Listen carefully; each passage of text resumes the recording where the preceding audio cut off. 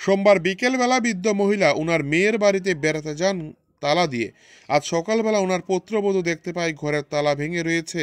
পরবর্তী সময় পুত্রবধূ আশপাশের লোকজনকে খবর দেয় এবং শাশুড়িকে খবর পাঠায়। ওই বৃদ্ধ মহিলা বাড়িতে এসে ঘরের সমস্ত জিনিসপত্র লণ্ডভণ্ড এবং শোকেস ভেঙে রয়েছে। সঙ্গে সঙ্গে খবর দেয় বিশালগড় থানায়।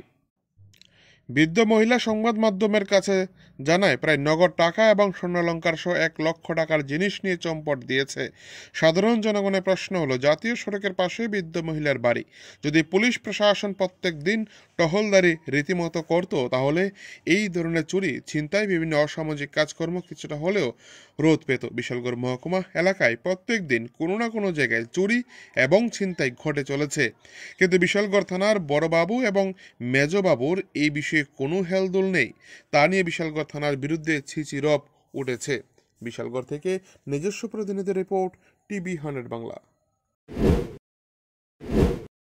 আরে কালকা সকালবেলা আমি মায়ের বাড়িতে গেছিলাম।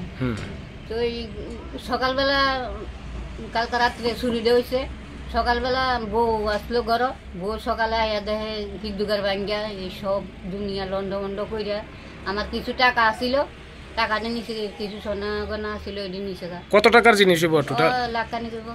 আচ্ছা, পুলিশ খবর দিছেন নি? ওখানে দিছি না, ওই অ্যাপ্লিকেশন লিখে ওখানে পাঠাম। কোন জায়গা এটা? এটা গোকুলনগর রাস্তা মাথা। আচ্ছা আচ্ছা।